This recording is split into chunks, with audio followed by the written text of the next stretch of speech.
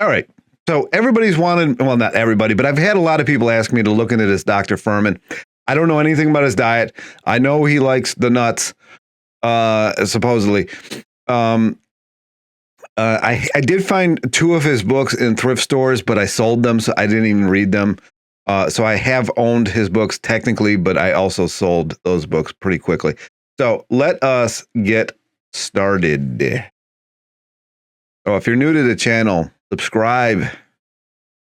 It'll be amazing. General guidelines, right? The general guidelines are things like that you have to eat a lot of raw vegetables each day, and that's not. All right, so general guidelines: raw vegetables, cooked vegetables, beans. I don't agree with that one at all. Serving of raw nuts, that's excruciatingly hard to find. And fresh fruit, 1 pound. The only time that the raw nuts come into play and don't really seem to affect your digestive ability is when you're fully raw. But let's watch this. Not raw green vegetables, that just means raw vegetables, which means eat a big salad every day. A tomato can weigh half a pound. It could be shredded carrots or shredded raw beets. It could be snow pea pods. It could be cut cucumber. You know, I want you to recognize, though, that I want you to have some raw cruciferous. And I'm cruciferous. I don't know about that one, but I agree. Like, you know, greens are good. They have a lot of, they don't have a lot of calories, but they got a lot of stuff in them if they're grown correct. Vegetable on that salad every day. That means if your salad is mostly lettuce and tomato, then put some red cabbage on top, or some watercress or arugula on top, or some sliced bok choy or something that's cruciferous. If you don't eat a lot of raw vegetables and you start adding those specifically, especially cruciferous, you are going to be in for a world of hurt unless you have an iron stomach. I would ease into that. In that salad, raw broccoli shreds, because that raw cruciferous is a very important. Oh, this is making me like, no, I'm not doing that. Part of the healing ability of your body to eat some raw cruciferous every day. I'd rather juice it. If you're gonna eat it, I would rather juice it. And he's probably like not a juicer though. So the raw vegetables include all those foods, and then you want to eat some cooked vegetables, and the cooked vegetables should include cooked green vegetables like asparagus or artichokes or broccoli, and we'll discuss how to cook them in a minute. And they should also include some cooked mushrooms and cooked onions. And then I want people to eat beans every day, approximately a bean burger, beans in a chili, beans in a soup. You know, beans in your... He likes the gas. I'll tell you what, cruciferous and beans, those two will give you gas. I mean, he likes it. On top of your salad, if you're not making a chili or a bean dish, then put some beans on top of your salad. If you're putting some beans in a bean burger or a bean chili or a bean soup. Now, I will tell you this, when I was raw vegan last Lent, I wasn't 100% raw. I was like, I don't know what percent. I'm not going to give it one. But I was getting these 3-bean salads from Costco that are local. So I don't think you can get them at other Costcos. I don't know. I don't know how that works. But that was really good on a salad. You can have the salad without the beans, but try to get some beans into your diet. Even a little bit goes a long way. Have a little bit of beans in your salad or in your meals every day, because a little bit of beans each day keeps you digesting beans better, because it keeps the bacteria built up that digest the beans. If you never eat beans, then you eat them, you don't digest them very well. If you're used to eating a little bit all the time, you'll digest them better and you won't produce so much gas. I'll give him that. He's right about that. But that's a lot of beans, especially if you have kidney issues like I do. When I eat too many beans for too long, I do start smelling like ammonia again. It's much, not as much fun, but not as much gas. I mean, he's straight up. I mean, cruciferous and beans. That is a recipe. I mean, if you could somehow bottle that and put it in your car, you would be rich, right? You'd be rich, or you wouldn't have to get gas anymore. I mean, it's a recipe. And raw nuts and seeds. It says 1 to 4. And then they had the raw nuts and seeds under that. Boy. I mean, wow. On top of the fact that the only nuts that I really like are cashews, which really are never raw. You cannot get them raw. I don't care. Somebody's going to come on here and say, well, you can buy them in like, 0.1 doses, from this farmer over here and they're raw. And no. The way those things fall off the tree, the toxic around them, no. So there goes that. And then I like Brazil and macadamia, and that's really it. And those things are like $35,000 a pound now.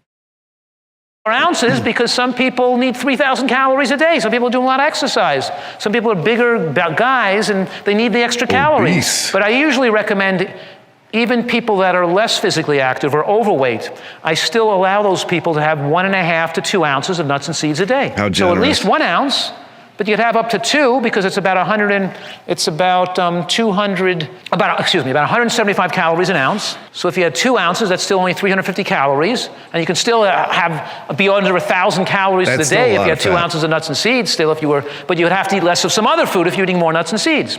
But you recognize that there are 175 calories an ounce. And so that's where he and McDougall differ a lot. McDougall doesn't tell you the limit.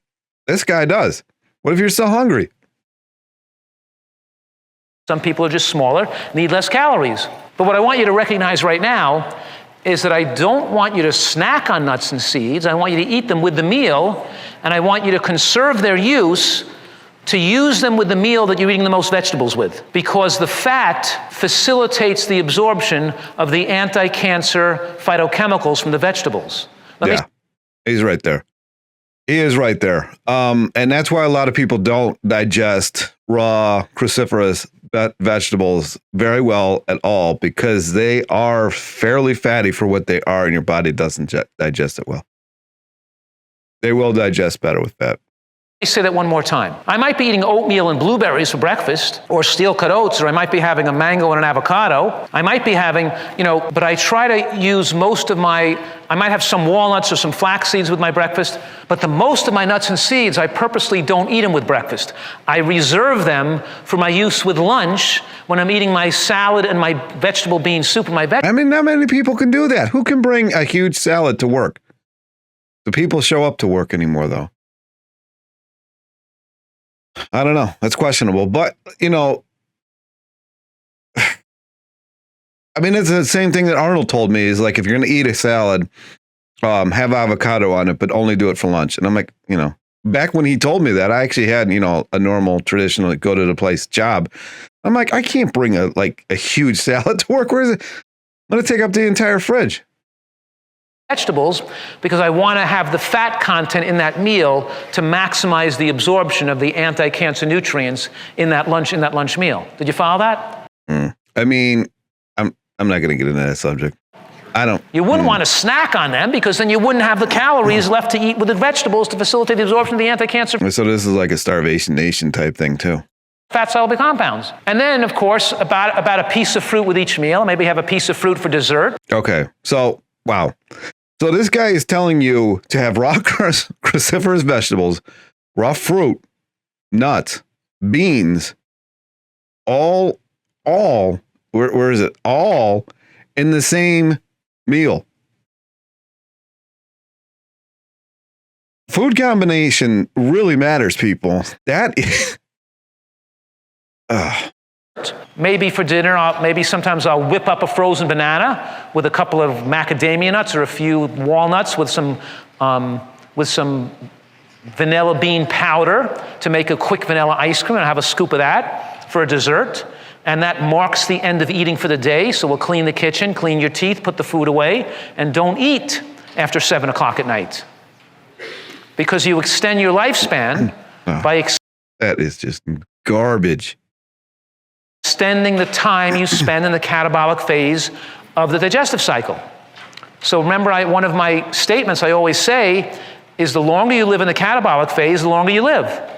Do you know what that means?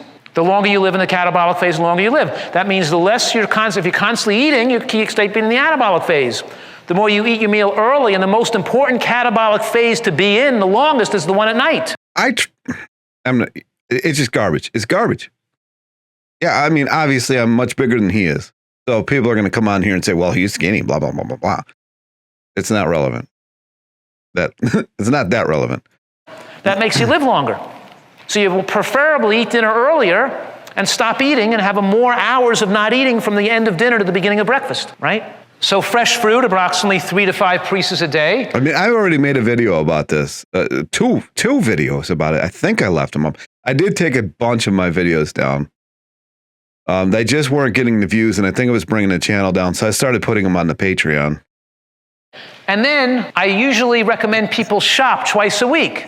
So they usually shop a big shop on the weekend, either Saturday or Sunday, and they do a smaller shop on Wednesday night where they're filling in on their perishables. And then they usually cook 2 times a week. And they have enough gas to power themselves to get there. Just put yourself on a bike, eat his diet, have enough gas, it'll propel you. You're cooking and eating leftovers. Let's say you cook on the weekend and you make a big pot of vegetable bean soup, and then that big pot of... And put some nuts in it with some fruit. Vegetable bean soup, which I made on Sunday, and I put in the top shelf of my refrigerator. This isn't a hate video. This is just an expensive diet for no reason. Now cool by the following morning, and I can put it into like 10 different containers, and I have my lunch made for the whole week, because my lunch is usually a big salad with a salad dressing I made on the weekend, with a bowl of soup and a piece of fruit. And then on Wednesday, I make a different salad dressing. I just throw it with the same soup I'm eating on Wednesday, Thursday. Now, I don't disagree with this. I mean, if you're somebody who likes planning or is type A in any manner whatsoever, which I'm not,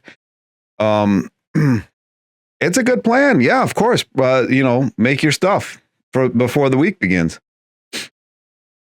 Thursday and Friday, or Friday and Saturday, I have no soup left, and I don't make soup on Friday and Saturday. But I usually every weekend make a big soup with beans in it, or split peas, or lentils. It could be a lentil, cabbage, sweet. All right, there's another one on here. There's actually 2 more. We're going to talk about losing weight. Lose the weight.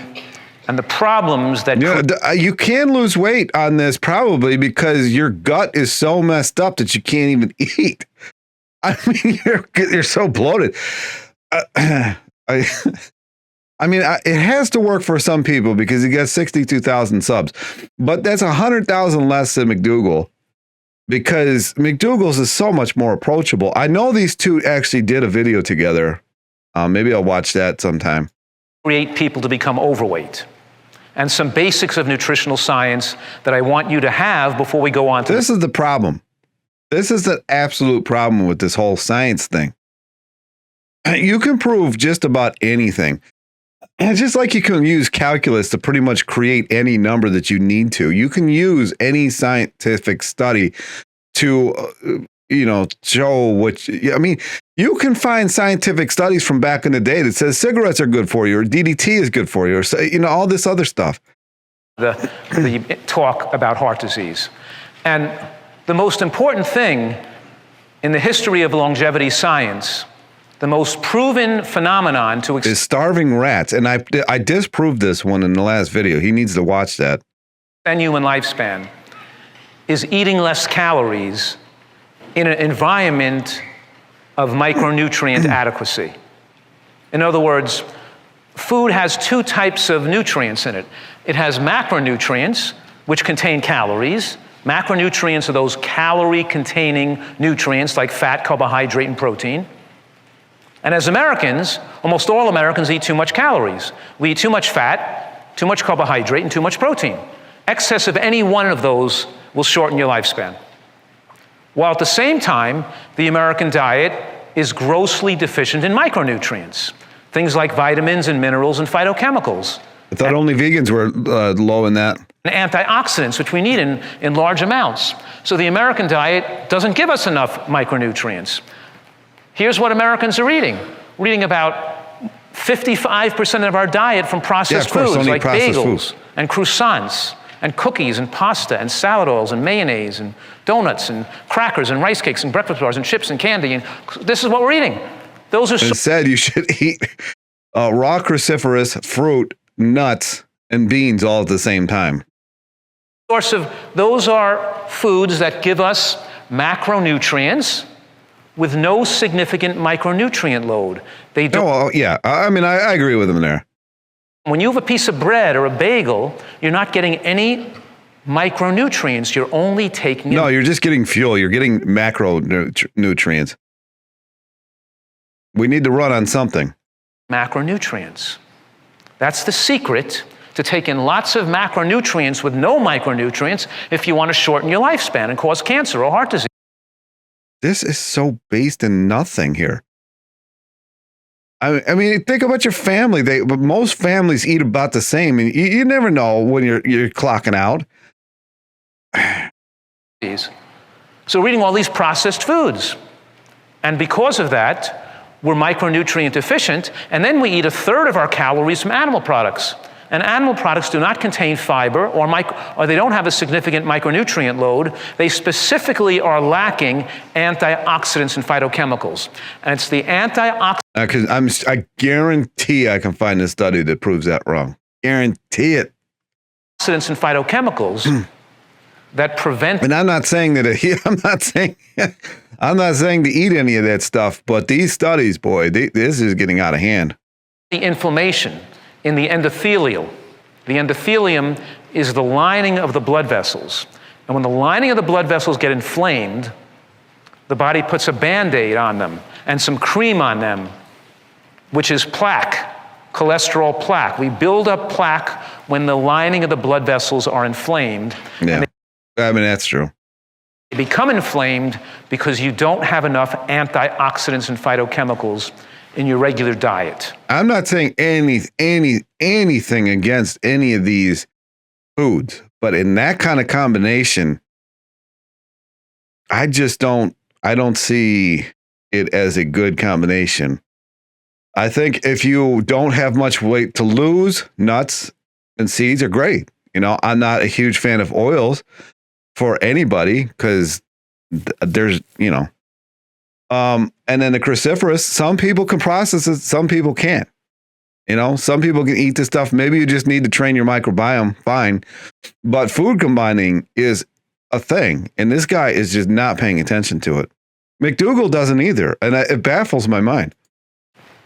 So Americans eat about 10% of calories from fruits and vegetables and high micronutrient produce, but half of that is white potato and ketchup and French fries and potato chips. In other words, half of that is the processed produce we eat. Yeah, processed isn't good. We know this, but we do it anyway. If we're looking at really type of colorful produce, it's less than 4% of the American diet. So we have a ubiquitous micronutrient deficiency in America. Look, I said earlier, right, I said that the only thing proven in the history of science to radically extend lifespan of all animals tested, including primates, and we're primates, is eating less calories in an environment of micronutrient adequacy, right? I said that already. And this formula. What does he care so much? I mean, we're here for an amount of time. I don't believe that you can change the time that you get out of here with anything that you do. The only thing that I think is to have a better quality of life until you're out of here. And I don't know why people are so in love with this place anyways. It's not our environment. Formula represents it. It says your healthy life expectancy, how long you're going to live and how healthy you're going to be as you age, is proportional to the nutrients per calorie you consume in your diet throughout life. If you eat a diet with lots of nutrients that's relatively lower in calories, you're going to live to be 100 years old in great health. If you do the opposite and eat foods that have no nutrients in them and eat excess calories, you're going to shorten your lifespan dramatically and accelerate heart disease. So the first. If you're eating a bunch of cholesterol, a bunch of fat, then yeah, you're going to have clogged arteries. Does that change when you're checking out? I just don't. I don't really subscribe to that. Especially having such a big family like I do and seeing the random death things that go on, it's just, I don't buy that at all. And people are going to think I'm even more woo-woo from some of the stuff I've said here. Like saying it's not our environment. I don't really want to get into that on here, but we are the only species that just doesn't seem to fit this place. First thing, you have to be at a normal weight. Because fat on the body. And I have never seen an animal out in nature with a calorie counter on its wrist saying, oh, had 3 nuts today. Wanted 4. I'm going to back off.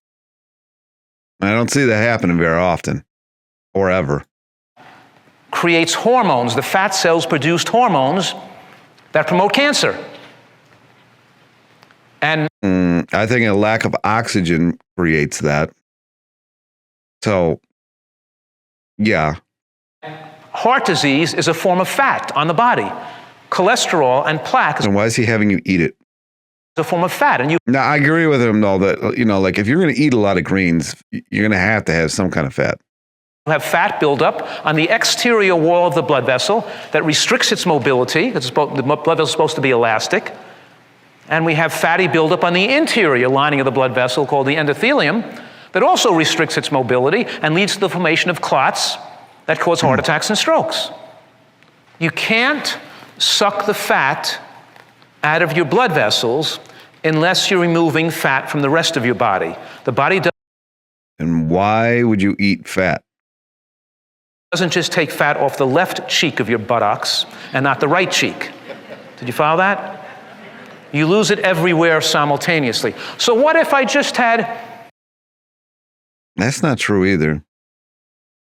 I think people have specific spots that they store their body fat, and the other areas it's going to take from first before the other. Like guys, for example, mostly store in their gut, so everywhere else it loses fat first. Like you'll see like even for me, my face first, then my arms and my legs, and then eventually the gut goes. And for women, it's usually stored in the legs, the butt, the hips, and all that. And it usually is the last place that you're going to lose weight. 25 calories a day too much. Just 25 calories a day. What would that do? 25 calories a day adds up to more than 30 pounds in 10 years. You have to develop heart So does adding fat to diet, but he wants you to do that. disease. You have to age your body. You're probably going to get demented. You're probably going to get cancer because you're having 25 calories too much. Americans use 400 calories, an average of 400 calories of oil every day. And He's telling you have 400 calories worth of nuts. oil doesn't turn off the appestat because there's no fiber and no nutrients associated with it. The nuts don't either. Think about this, going to like a Thanksgiving. Thanksgiving comes to mind right off the bat because we used to have during Thanksgiving, for years, my mom hosted it, and we would have these cracked nut things. You had the nutcracker and you come in. People would stand around that for forever. You can just aimlessly pop those things down your mouth. I don't even want, he's contradicting himself, just like all these other doctors. You don't eat 400 less of something else. Like, so let's say you were going into a buffet. This was a giant buffet here on the stage, and as you walked into this room, as you walked in the front door, I handed every one of you an apple as you came in the doorway. And you ate that apple as you were walking back to the stage to get your buffet, your plates filled. And you would automatically eat about 65 calories less at that meal because you'd feel full enough because you ate that apple, because the fiber and bulk of that apple occupied space in the stomach, and the nerves sending the signals to your brain signaled you had those extra calories. But now we're going to do a different experiment. This sounds like a recipe for building neurotics. And if you're already neurotic, if you're already type A. I'm giving you the apple when you walked in the door. I'm going to give you 2 tablespoons of olive oil at 120 calories a tablespoon. So now you took in 240 calories, not the 65 calories in the apple. You took in 240 calories in oil. And as you walk down to fill your plates, you wouldn't eat 240 calories less. You would consume the same amount. How many people really get full off one apple? I mean, come on. Calories as if you just had nothing, because there's no ability of that oil to turn down the appestat like there is with you know what? This guy, I don't usually get like irritated this much. So I got one more, Campbell versus FUHRMAN. So let's see what happens with this. Professor T. Collin Campbell, the celebrated researcher and author of the China study, wrote this publicly. I simply want it known that I can no longer support anything Dr. FUHRMAN says or does. If you want to know why Dr. Campbell said that, keep watching. Hi, I'm Jeff Nelson, and my wife Sabrina and I founded VegSource in 1996 after Sabrina put a life-threatening autoimmune disease into remission with a vegan diet. Although I studied English at Yale and Stanford and produced TV movies and TV commercials for years, my life changed course after Sabrina's disease was cured by a plant-based diet. And I decided to use my knowledge and my curiosity. That is a good mic, boy. Man, I got to get me one of them one of these days. To discover what nutritional research reveals and to try and spread the word. Today, we are talking about how you can follow the money and see how... Listen to that thing. It's probably a Shure mic. I know this is completely off track, but audio, man. Some experts harm the public by making blatantly false claims about their weight loss programs that are easily exposed. This video is about the diminishing credibility of a researcher who heaped undeserved praise on himself for having the best weight loss results in history when it was all untrue and the study results of his diet were actually very unimpressive. Today I'm talking about what I read in a book that I just came across, and for me it raises the question, who can we rely on for information that we're... Yourself.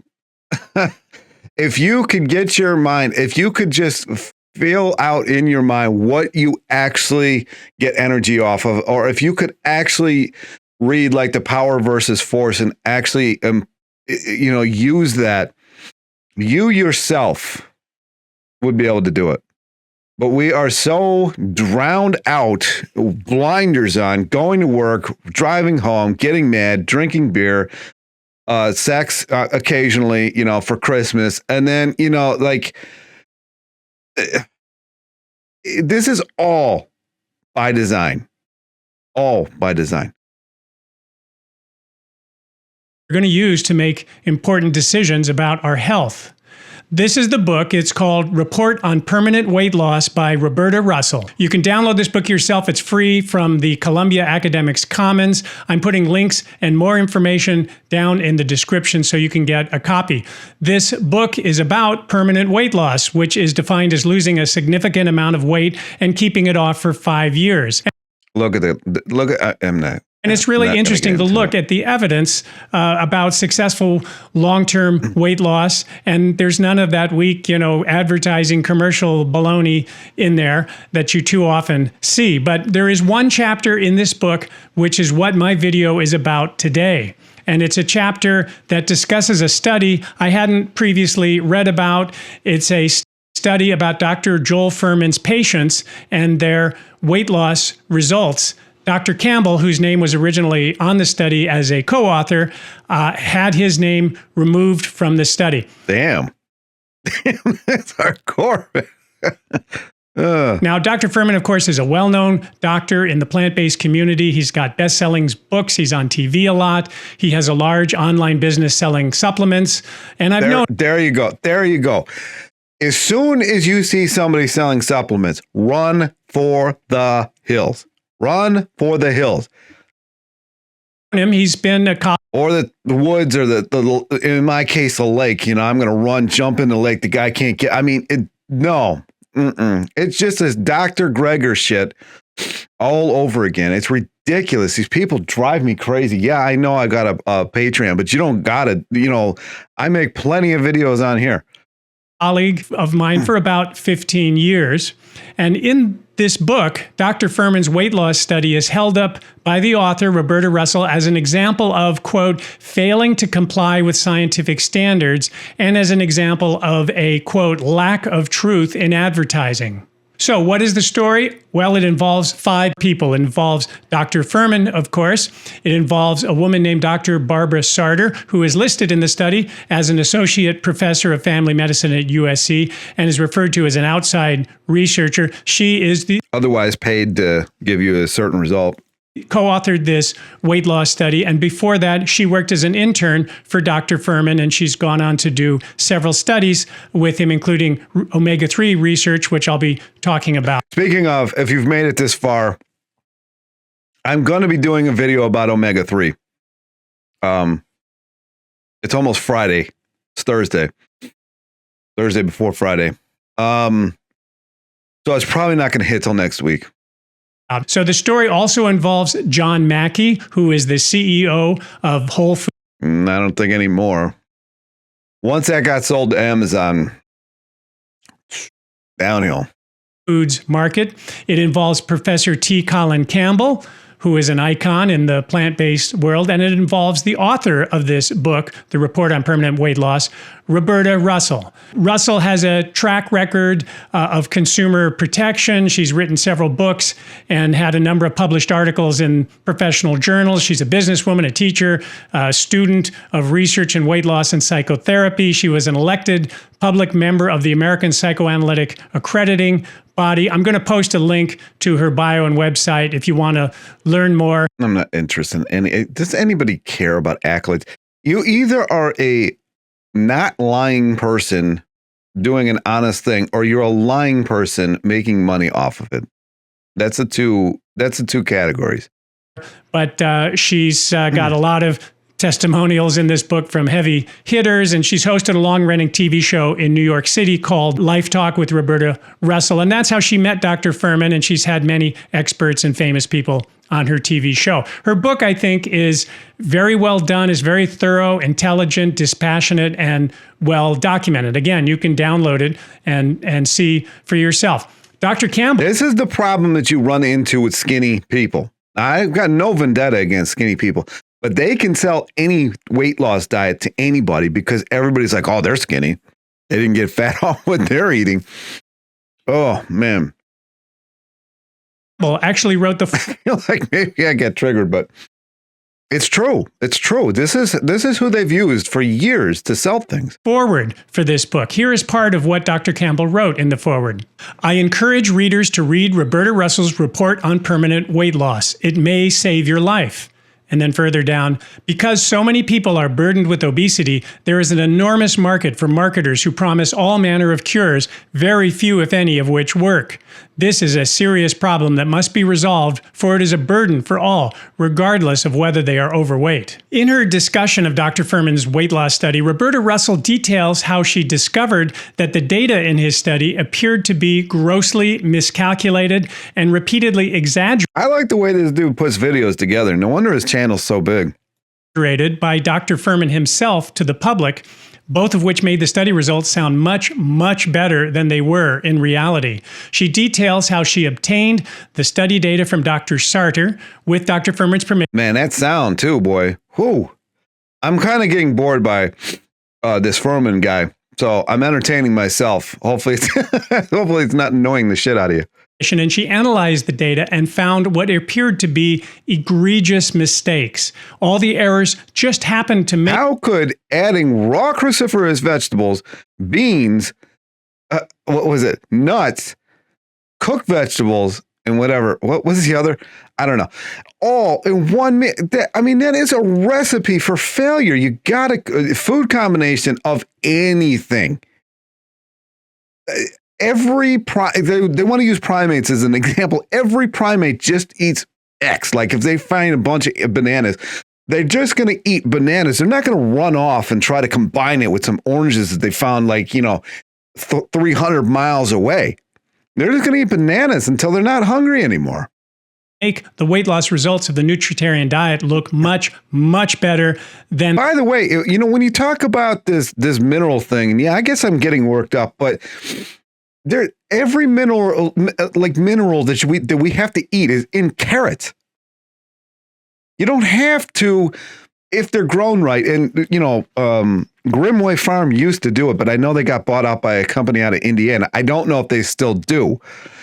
But you used to be able to find all 52 or 3 or whatever vital minerals and a lot of vitamins in carrots because it's actually cost less money to grow it with better soil, because when the soil is complete, pests cannot handle it. They die. So, yeah, there's my little rant. And the reality of the data. After having difficulty getting the corrections made, Roberta Russell said she contacted Dr. Campbell to bring it to his attention since he was originally listed as one of the co-authors in the study. Dr. Campbell wasn't even aware that the study had been published and was shocked at what he learned. Ultimately, Dr. Campbell severed his relationship with Dr. Fuhrman. This is a prime example of why these studies are garbage. The people's names that are involved with this are not involved. There are some really serious studies that have been done that affected 2020 that I'm not even going to talk about here, that had certain doctors attached to them and certain results that everybody should know. Over what happened next in this incident. And I'm going to read from the book in a moment, and I'm going to read some public comments from Dr. Campbell explaining his position, as well as from Dr. Fuhrman explaining his. Russell's report first discusses Dr. Fuhrman in the introduction on page 5, and then here is the chapter, which is entirely about Dr. Fuhrman's study. I want to read a few excerpts from this chapter. Okay. Anyway, I'm gonna link all these down below. View them at your own pleasure. If I get a lot of flack from somebody for this video from YouTube or whatever, Fuhrman or whatever, I'm going to put this on my Patreon because this video is going to be seen by somebody. Yeah, that's it. Anyway, any comments, questions down below? I try not to make hate videos. I don't even think this is a hate video. I just can't stand skinny people getting up and telling fat people what to do because most of the time it's garbage. And that's why I started this channel, because I'd rather have a fat person who's lost a lot of weight telling fat people how to lose weight because that fat person actually did it. So anyways, that's the end of my video here. Hopefully you liked it. Comments, questions, like I said, down below. Like, subscribe, and I'll talk to you in the next video.